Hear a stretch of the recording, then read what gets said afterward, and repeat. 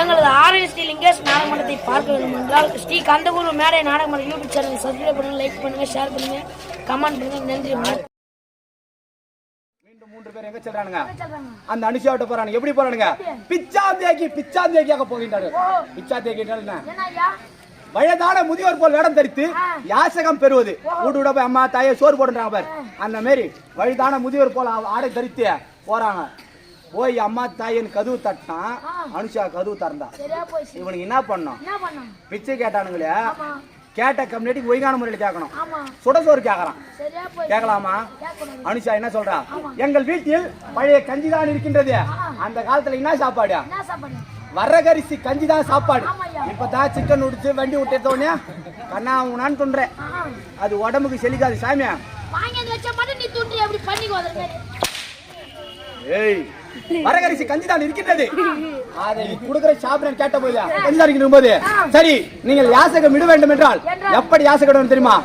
உங்கள் உடம்பை தழுவி கொண்டிருக்கின்ற அந்த ஆடை அவுத்து போட்டு யாசகம் கேட்கலாமா? ஒரு கடவுள் கேட்கலாமா? உலகிற்கே படி அளக்கிற ஒருத்த, உலகத்தை படைக்கிற ஒருத்த, உலகத்தை காக்கிற ஒருத்த. ஒன்றரை கத்திங்க கொஞ்சம் அமைதியா. அப்படி இருக்கக்கூடிய படிக்கிற கம்யூனிட்டி ஒருத்த, படி அளக்கிற கம்யூனிட்டி ஒருத்த, காக்கிற ஒருத்த, இந்த 3 பேரும் போய் தகாத செயலை செய்கிறாங்க. செய்யும் போது அதுக்கு அடிச்சு என்ன பண்றா? அவன் மனசுல கெறது கிடையாது. அதனால ஆடி எடுத்து கீழே போட்டு யாசகமிட வரா. மீண்டும் தடுக்கின்றார்கள். ஏன்னு கேட்டா அந்த சனம் என்று சொல்லக்கூடிய உன் மார்பகத்தை நான் பார்க்கணும். அந்த ஜாக்கெட் அவுத்து போட்டு பரிமாறுன்றான். அந்த காலத்துல மாதவர்களுக்கு எல்லாம் எப்படி இருக்கு முடிய? மங்கைகளுக்கு அவுத்து விட்டா முழங்காலை பற்றுமா முடி. ஆனா இப்ப எப்படி இருக்குது? இந்த கேத்த தாண்டறது கிடையாது. அது ஏன் தெரியுமா? பின்னாடி வைக்கிறாங்க ஜன்னல் வச்சு ஜாக்கெட் சந்து தரத்துக்கு. அதுக்கு ஒரு பாட்டு வேற. பாடு என்ன பாட்டா?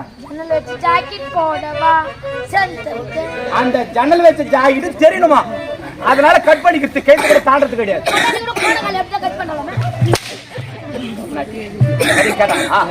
நடக்கிறது மட்டும். அப்படி இருக்கும்போது அந்த சனம் என்று சொல்லக்கூடிய அந்த மார்பகத்தை காட்டிய யாசகம் கேட்டார்கள். அந்த கூந்தலை என்ன பண்ணா?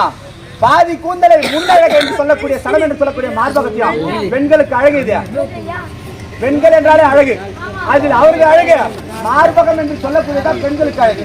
அந்த மார்பகத்தை பார்த்துட்டா இவ கற்பு கெட்டு விடுங்க நினைத்து கொண்டு கேட்ட போது பாதி மூடிய முன்பக்கமாகவும் மீது புடிய பின்னழகை மறைத்துக் கொண்டு யாசகர்கள் எப்படி செய்தாலும் இவள் கற்பை பரிசோதிக்க முடியவில்லையே, என்னதான் செய்யலாம் உற்று பார்த்த போது அழைத்தான் வாயுதேவனை. வாயுதேவனா யாரு? அவன் தான் காற்றின் அதிபதி. அழைத்த உடனே கூட சொன்னான், ஏய் ஓதரா காத்தனா. அவன் புயல் சூறாவளி என்று சொல்லக்கூடிய அனைத்து அடிக்கிறான். ஒரே ஒரு மசிராசங்களை. ஏன் தெரியுமா? ஏன்னா மனதளவு கூட கலங்கப்படாத கற்பின் தன்மை கொண்டவன் அனுஷா. சரி, இப்பேற்பட்ட செயலாம் நடக்கின்றது. வந்தவர்கள் யார் என்று பார்க்கலாம் என்று பார்த்தால் தன் ஞானவத்தால் பார்க்கும்போது இந்த 3 மூர்த்தி செவ்வாயாக சரி, வந்தவர்களே மும்மூர்த்தி. எப்படின்னா பிச்சை இடணும். என்ன பண்ணலாம் யோசிச்சு போது, ஒரு தாயாகப்பட்டவள் குழந்தையை பால் ஊட்டும் போது அந்த சனத்தை காட்டுவா. அந்த குழந்தை எப்படி இருக்கும்? பிறந்த மீன் எடுத்தா இருக்கும். அப்ப யோசித்து என்ன செய்யறா? அந்த மும்மூர்த்தி தேவர்களையும் கை குழந்தையாக மாற்றி விட்டாள். ஏன்னா ஒண்ணு நம்ம உடம்ப பாக்கணும்னா ஒண்ணு கை தாம்பியானா இருக்கணும், இல்ல வௌத்தாம்பியானா இருக்கணும். கை தாம்பியானா வௌத்தாம்பியானு கேக்குறேன். தொட்டு தாலி கட்டாம்பார் அவன் கை தாமிட்டான். அவன் ஈன வழியால தான் இனப்பயிற்சி உண்டு பண்ணுவான். அப்ப அந்த ஈன வழியால இனப்பயிற்சி உண்டு பண்ணி கர்ப்பம் தரித்து அந்த நீச்ச வழியாலே பிறக்கிறவன் யாரு? அவளுடைய பிள்ளை. அவளுடைய பிள்ளை. அந்த நீச்ச வழியால் கர்ப்பம் தரிக்கிறதால் மாங்கல்ய கட்டினவன் கை தாமிடியான். நீச்ச வழியால பிறக்கிறதால அவன் வௌத்தாமிடியான். அவன் பெற்ற ஒண்ணு என் உடம்பு பாக்கணும்னா கட்டிய கணவனா இருக்கணும், இல்ல நான் பெற்ற பிள்ளையாக இருக்கணும் நினைத்து 3 மூர்த்தி தேவர்களையும் 3 கை குழந்தையாக மாற்றி விட்டார்கள். மாற்றிய பொழுது யாசகம் எடுக்கின்றார்கள். பார்த்தா அந்த மும்மூர்த்தி தேவர் தேடியா பசங்க பாக்குறாங்க. ஆம்பியா போனவன் வரலையே, என்னடா காரணம் பார்த்தா நாரதம் போய் சொல்லிட்டான். அந்த 3 மூர்த்தி தேவர்களையும் அனுஷியா குழந்தையா மாத்திட்டா சரியா போச்சு போ. மீண்டும் ஓடியாரானுங்க. ஏன்னா இவளுக்கு காமமானது அடிக்கடி புறப்பட்டுரும். அந்த காம ஆசை தீர்க்க வேண்டும் என்றால் கணவன் வேண்டும். கணவன் கேட்கறது மீண்டும் வராங்க. அம்மா அனுஷியா, நாங்கெல்லாம் தேவடியாளுங்க தான், நாங்களத்தான் மொத்த பேரும் விபச்சாரிங்க, நீ ஒருவள் பத்தினி, எங்க கணவனை மீட்டு கொடுன்னு கேட்ட போது மீட்டு கொடுத்து விட்டால் அந்த நேரத்தில் என்ன உழைக்கின்றாள்? 3 மூர்த்தி தேவிகளும் வந்து பார்த்ததால், மும்மூர்த்தி தேவி வந்து பார்த்ததால் அனுஷியாவாக இருந்த நீ இனிமேற்கொண்டு அனுஷியா தேவி என பெயர் பெறுவாய். அத்தோடவா விட்டானுங்க. அந்த கம்யூனிட்டிக்கு அத்தோட மட்டும் இல்ல, அவன் என்ன பண்ற? அத்திரி மகாமுனிவர் அனுஷியா தேவியும் அந்த 3 மூர்த்தி தேவர்களும் வேண்டி வரம் கேட்கின்றான். 3 மூர்த்தி தேவர்கள் அம்சத்தில் குழந்தை பிறக்க வேண்டும் என்பதற்காக அந்த ஈஸ்வர அம்சத்தில் யார் பிறக்கின்றான்? அவர்தான் தூர்வாச மகாமுனிவர். யாரு? அத்திரி மகாமுனிவருக்கும் அனுஷியா தேவிக்கும் பிறந்தவர் தூர்வாச மகாமுனிவர். அந்த வைகுந்தவாசன் அம்சத்தில் பிறக்கிறவர் யாரு? அவர்தான் தத்தாத்திரியன். அந்த பிரம்மதேவன் அம்சத்தில் பிறந்தவன் யாரு? கம்யூனிட்டியா? வைகுந்தவாசன் அம்சத்தில் பிறந்தவன் தத்தாத்திரியன். பிரம்மதேவ வம்சத்தில் பிறந்தவன் அவன் தான் சந்திரன். இந்த உலகத்திலே 27 பொண்டாட்டி கட்ட செவிடா போயாருனா அவன் ஒரு ஆள் தான். 27 நட்சத்திரம் சொல்றான் பார். அந்த 27 நட்சத்திரம் கல்யாணம் யாரு? அந்த சந்திரன். அப்படி இருக்கும்போது குழந்தை கிடைத்து விட்டது. மீண்டும் என்ன செய்கின்றார்கள்? இவளுக்கு இந்த ஜென்மத்துல பரிசோதிக்க முடியல, அடுத்த பிறவியில் இவள் கற்பை பரிசோதிக்கணும் என்றதுக்காக என்ன செய்யறாங்க? ஆத்திரப்பட்ட இவன் ஆம்பியா யாரு? ஈசனாக பட்டவன் கோபம் கொள்கிறான் பிரம்மதேவன். என்ன சாபம் கொடுக்கறாங்க? இந்த பிறவியில் அனுஷாக இருந்த நீ அடுத்த பிறவியில் ரேணுகாவாக பிறப்பாய். இந்த பிறவில அனுஷா இருந்த நீ அடுத்த பிறவில ரேணுகாவாக பிறப்பாய். ஆகாய மார்க்கமாக கந்தர்வனாக வந்து ஆகாய மார்க்கத்தில் கந்தர்வனாக வந்து உன் மனதை கலங்கப்படுத்துவேன் என்று சாபத்தை கொடுக்கின்றான். அந்த வைகுந்தவாசனா சாபத்தை கொடுக்கிறான். உன் மகனாக பிறந்து உன் தலையை கொய்வேன் என்று சாபத்தை கொடுக்கிறான். ஈசனாக பட்டவன் உன் கணவனாக வருவேன், உன் கற்பின் தன்மை பறிபோகான், உன் பிள்ளையை வச்சு கைத்தர பண்றான். ஆகையால் தான் ரேணுவாக பட்டவள் படவேட்ல கரா எப்படிங்கிறா? அவள் செய்யக்கூடிய பாண்டமாகப்பட்டது அனுதினமும் கணவருக்கு காலை மாலை 2 வேளையும் பூஜை செய்வதற்காக ஜலம் கொண்டு போக வேண்டும். மண்ணால் கயிறாக திரித்து பானையாக செய்து தண்ணீர் கொண்டு போக வேண்டும். ஆகாய மார்க்கமாக அந்த பிரம்மதேவன் கந்தரனாக வந்தான். கற்பின் தன்மை பறிபோனதால் குடமாகப்பட்டது உடைக்கப்பட்டது. ஆத்திரப்பட்டான் ஈசனாகப்பட்டவன் ஜமதக்கனி முனிவர். அந்த ஜமதக்கனியாகப்பட்டவன் அழைத்தான் அவனுடைய மகன் பரசுராமனை. யாரு? பரசுராமனை. தவன் யாரு? வைகுந்தவாச அம்சத்துல தலையண்ணா தலையை அத்த பிறகுதான் ரேணுகாவும் அங்க காணுங்க. அப்படி இருக்கும்போது இப்ப ஏற்பட்ட தேடி அந்த தயாரி செய்திருக்கா தகுமா? அழிகின்ற விளக்கே சுடர் விட்டு எரிந்து கொண்டிருக்குமா? அதே போன்று இப்போது அழிய பிறந்தவன் நீ.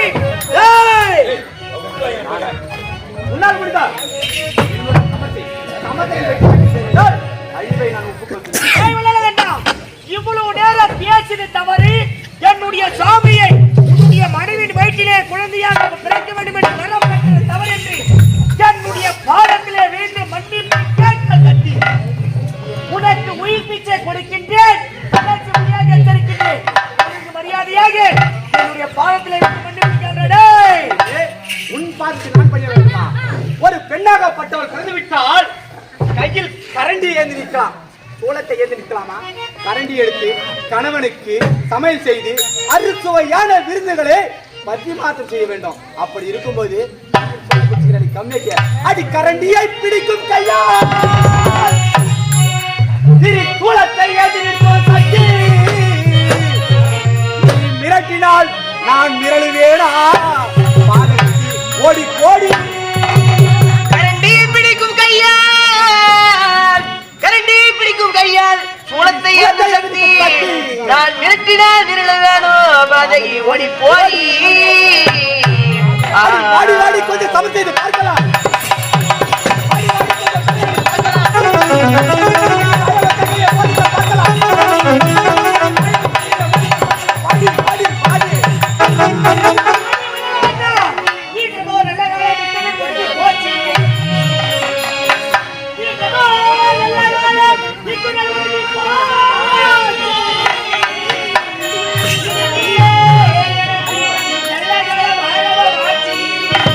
நல்ல காலம் ஆரம்பமா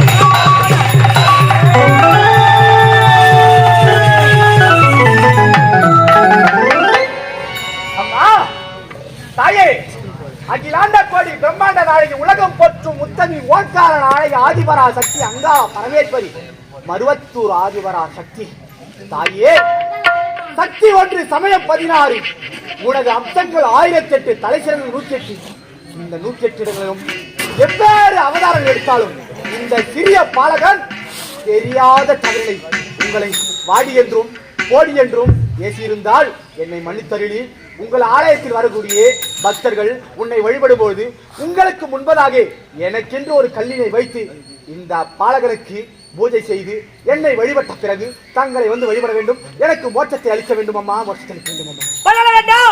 எப்போது செய்த தவறை உணர்ந்து தன்னுடைய பாதத்தில் வைத்து மன்னிப்பு கேட்டாயோ உனக்கு மன்னிப்பை கொடுத்தேன், அதே போன்று வரத்தையும் கொடுக்கின்றேன். என்னை தேடி ஓடி வந்து பூஜை செய்யக்கூடிய பக்தர்கள் என்னுடைய ஆலயத்தில் முன்பதாக உனக்கு பூஜை செய்துவிட்ட பிறகுதான் எனக்கு வந்து பூஜை செய்ய வேண்டும். அப்படிப்பட்ட வரத்தை உனக்கு கொடுத்தேன். அம்மா, அது மட்டுமல்ல, இன்று இரவு சிவன் பிறந்த இரவாக எடுத்து சிவராத்திரியை வைத்து அது மட்டுமில்லாமல் மசான கொள்ளை என்று மயான கொள்ளை ஏற்பாடு செய்து இந்த ஊர் கிராம பொதுமக்கள் அனைவரும் ஒன்றாக சேர்ந்து உனக்கு ஆலயம் அமைத்து திருவிழாக செய்து உன்னை கோலாகலமாக வழிபட்டு கொண்டு வந்திருக்கின்றனர். இன்று நம் நாடகத்திலும் ஏற்பாடு செய்து உன்னுடைய அகோர ரூபத்தை பார்க்க வேண்டும் என்பதற்காக, இந்த சக்தியை பார்க்க வேண்டும் என்பதற்காக இந்த நாடகத்தை ஏற்பாடு செய்கிறார்கள். உன் தரிசனம் கொடுத்து இக்கிராமத்து மக்களையும் ஆள்போல் தலைத்து அழுகுபோல் வேறு ஒன்றுபாடி நீ காத்தருளும் அம்மா, காத்தருளும் அம்மா. இந்த மாசி மகத்தை முன்னிட்டு என்னுடைய சாமியாகப்பட்டவருக்கும் எனக்கும் நல்லதொரு முறையிலே திருவிழாவை ஏற்பாடு செய்து புஷ்பத்தால் அலங்கரித்து வீதி உலகம் அழைத்து சென்று அனைத்து மக்களும் பாவத்தை வணங்கி கொண்டிருக்கிறார்கள். இதற்காக அவர்கள் செய்த பாவம் தீர வேண்டும், அவருடைய வாழ்க்கையிலே புண்ணியத்தை தேட வேண்டும் என்பதற்காக அனைவருமே பாதத்தை வணங்குகிறார்கள். அப்படி வணங்குகின்ற மக்களுக்கு யாருக்கு எப்பேற்பட்ட துன்பம் இருந்தோ துன்பத்தை நீக்கி பில்லி சூன்யம் ஏவல் என்று சொல்லக்கூடிய தீய சக்திகளை ஒழித்து காவல் தெய்வமாகவும் உலகமாக இருந்து கொண்டு நானே பாதுகாக்கின்றேன். ஓம் சக்தி, ஓம்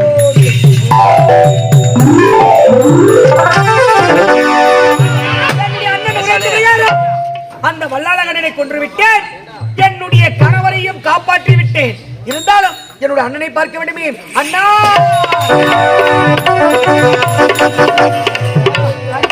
நீங்கள் உரைத்தபடியே அந்த நிசாசின் வயிற்றில் இருந்த என்னுடைய சுவாமியை காப்பாற்றி விட்டேன், அந்த வல்லாளகனை அழைத்து விட்டேன். இருந்தாலும் இப்போது நான் என்ன செய்ய வேண்டும் அண்ணா? உன் கையில் இருக்கக்கூடிய கபாலத்தின் பசி அதிகரித்துக் கொண்டிருக்கிறது. இந்த பசிதான் அடங்குமா தவிர இந்த கபாலமாகப்பட்ட உன் கையை விட்டு இறங்காது. ஆகையால் உனக்கோ நீயோ இப்போது அகோர ரூபமாக இருக்கின்றாய் அல்லவா? இந்த மேல் மலையனூர் என்று சொல்லக்கூடிய எல்லை பகுதியிலே உன்னுடைய பார்வையை தாங்கக்கூடிய சதி இந்த பாமர மக்களுக்கு கிடையாது. உன்னுடைய பார்வை அகோர பார்வை. ஆகையால் இந்த பூமியில வல்லாந்த பார்வையாக படுத்து சூரியனுக்கு நேர்கோட்டாக படுத்து இங்கே பெரியாய் அம்மனாக அங்காள பரமேஸ்வரி என்று பெரியாய் அம்மனாக காட்சி கொடுக்க வேண்டும். உன்னுடைய கணவனாகப்பட்ட மைத்துனன் பெரியாண்டவராக காட்சி அளிக்க வேண்டும். புரிகிறதா? அப்படி என்றால் இருக்கும்போது மாசி மகத்தன்று, அதாவது வருடத்துக்கு ஒரு முறை தேர் திருவிழா செய்து உங்களுக்கான பூஜைகளை நடைபெறுவார்கள். அது மட்டுமில்லாமல் மாசி மகத்தன்று தேர் திருவிழா ஏற்பாடு செய்து உனக்கான பலிகளை இடுவார்கள். அப்படி தேர் திருவிழா கிளம்பும் முன்பதற்காக மாசி மகத்தில் தேர் கிளம்புவதற்கு முன்பாக ஒரு நரபலியாகப்பட்டு விடும். ஆமாமா, அதுவரை உன் பசி அடங்காது.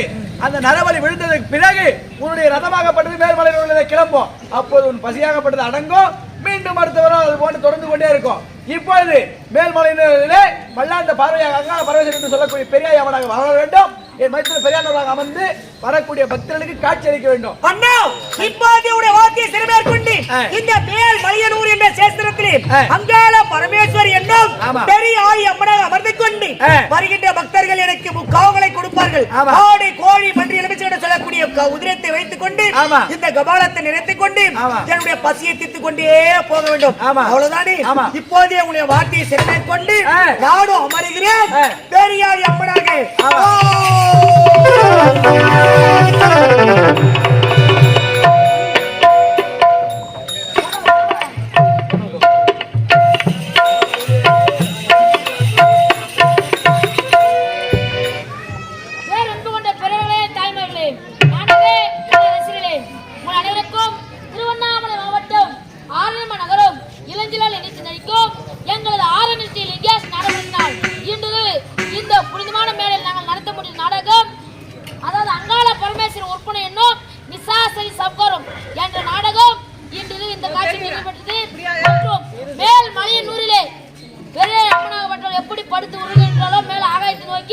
அதுபோல் நம் தாய் கிராமத்தில் இப்போது அங்காளம்மன் ஒப்பனை செஞ்சிருக்கிறோம்.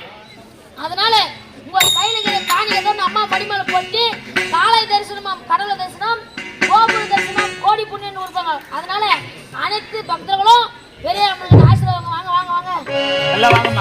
ஜெய ஜெய தேவி ஜெய ஜெய